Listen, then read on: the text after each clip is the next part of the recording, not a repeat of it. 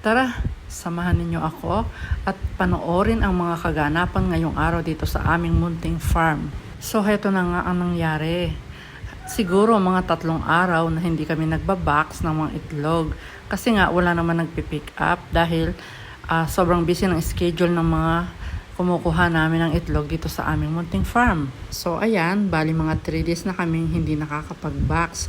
Tapos ngayong araw ay kailangan na namin mag-harvest ng mga itlog dahil sa sobrang dami na nila at meron kaming magpipick up for today. Dito kasi sa aming farm ay may mga nagpipick up kami ng mga itlog. Ang mga nagpipick up namin ay may kanya-kanyang schedule sa loob ng 1 linggo. Pero halos madalas ang nagpipick up namin dito ay once a week or twice a week.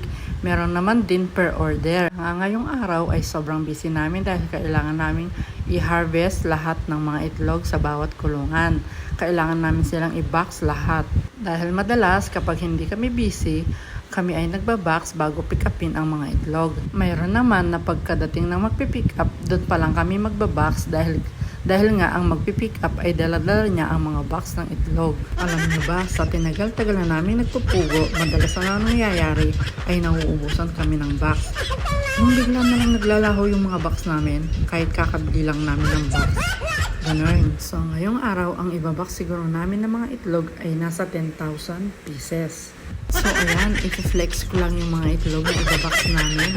Bali may darayo, lagu-lagunin at mahilig ko pang mag-flex na kahit na anong bagay or anumang lugar. So kami nga ni Daddy Love ko, ano man ang trabaho dyan sa munting farm namin, ay talagang pinagtutulungan namin lahat yan para kami ay kaagad matapos.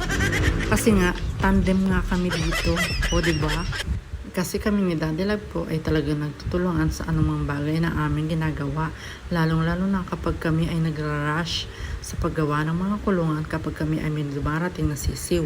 Mula sa pag-prepare ng mga kulungan bago dumating yung mga sisiw, hanggang sa pag-pick up ng mga sisiw, hanggang sa pagsalin namin sa mga kulungan dito sa aming munting farm ay talagang nagtutulungan kami para nga laging mapabilis ang aming ginagawa at trabaho. May mga time ba nga na nagkakasakit yung kasama namin dito. So ang kailangan namin gawin ay kami talaga ni Daddy Love ko ang magtatrabaho at kami ang maglilinis dito sa aming munting farm.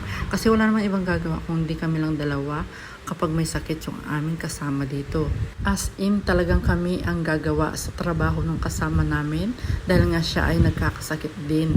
Tao lang din siya na napapagod at nagkakasakit. Kaya maya advice ko sa inyong mga mag-partner, mag-asawa na ano man ang inyong pangarap at ano man ang inyong goal sa inyong buhay ay lagi kayong magtulungan para magaan ninyo itong maabot at madali ninyong maabot ang mga pangarap ninyo.